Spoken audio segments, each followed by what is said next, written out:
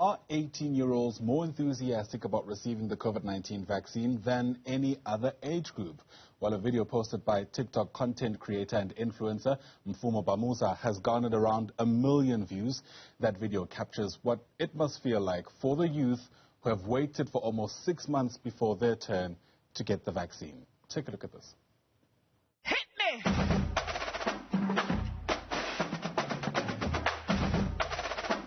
If consistency and queendomousness was a person, darling. Still killing it. Probably in 5 years, I'll probably get another one. Still be here, honey. I ain't going nowhere. Wow. Okay.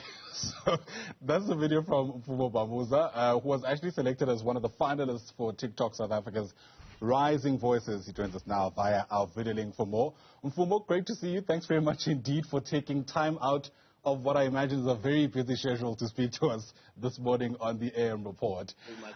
I have to start by just trying to gauge how you start when you think about putting together videos for TikTok. I mean, I keep up a lot with current affairs, you know, and I mean, like I watch Newsroom Africa as well. So I just like follow the news, follow what's happening in the world, and then just formulate a story, you know, the big story, then just find some good music around it or good sound for it, and then tell the story. Sure. And to do that, you need to be able to also have a fair amount of talent. I mean, I'll give that to you, because you're not only just giving out current affairs, right, but you're also trying to be funny. Yeah, I mean that's the trick also as well with TikTok specifically as a platform. You know, you've got like 15 seconds to tell a story, and when you tell the story within the first 15 seconds of the moment, you capture the attention, you know, and you need to do it as quick as possible. So yeah, I do think I put in a little bit of work, you know, and just to show that if I pop up on the screen, I pop up nicely. And that's the thing, right? It's actually like a lot of work. You just said it's 15 seconds. People might think that means it takes 15 seconds to put it together. They couldn't be further from the truth.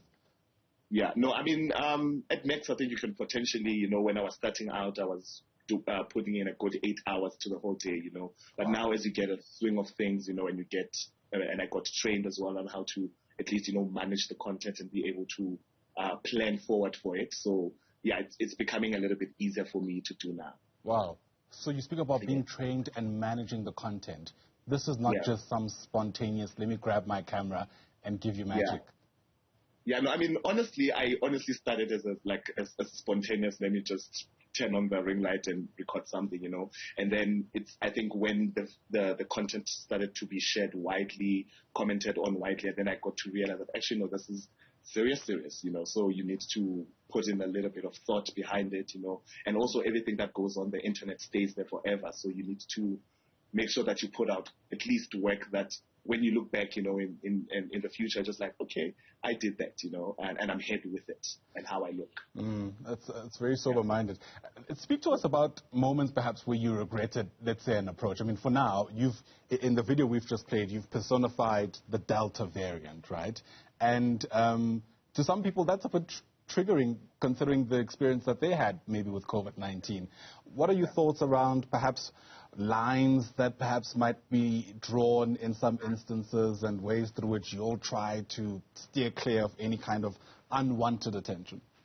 Yeah, I mean, to be quite honest, COVID is a very, very sensitive issue, you know, and especially one that we must not just joke about it just carelessly so, you know. So what I try by all means is to just incorporate more or try to make my videos to be more informative in a light-hearted tone, you know. So, and then most of the time I try to also incorporate cleverly. I'm using tones as well, you know, so that in as much as even if you feel like you are triggered or you are engaged with from the COVID or the variants, that you somewhat also forget about it, but also focus on the humor of it all, you know. So I do think that it's a very thin line, you know, and most creators sometimes tend to cross it, you know. So I pray before I actually release a video that I hope I'm not being offensive to someone. And I think by far right now, it's proven to be okay. Sure. Yeah. As you do that, do you get the sense that people are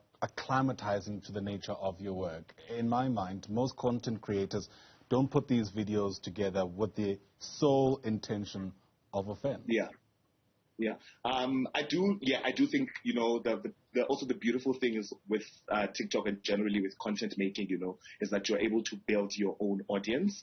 So going forward, you're able to build like somewhat of a group of individuals who will support you, even in those unfortunate moments where you tend to be a little bit offensive or maybe, for example, cross the line. But at least because you have a digital profile and a profile with which you have shown that you have not been offensive, and that kind of audience is what has helped me so much. Yeah. Sure. You speak about a community, essentially, of content creators. I certainly get a sense that, especially those who are 18 years or so, that community is feeling, call it pressure, to come up with mind-blowing content as we count the minutes to the vaccination rollout actually being expanded. Are you under that pressure yourself? Yes, I am, but I do think I have a few things up my trick. I even tweeted yesterday that I just need a camera crew so that I can focus on creating content. Yes, so that it becomes a little bit, good quality and quicker as well to record, because now I do think that the content, I think also with the cabinet's decision to open it up today, it puts a bit of pressure on us that you need to be a little bit quicker, with the releasing of the videos, responding to the audience requiring videos. So yeah, I want to focus myself more on the content and maybe have people just shoot it for me, and then we'll deal with the editing later. Mfumo Bamuza, we wish you all the very best. Congratulations once again for being selected as one of TikTok South Africa's rising voices. I understand you're a finalist insofar as that is concerned.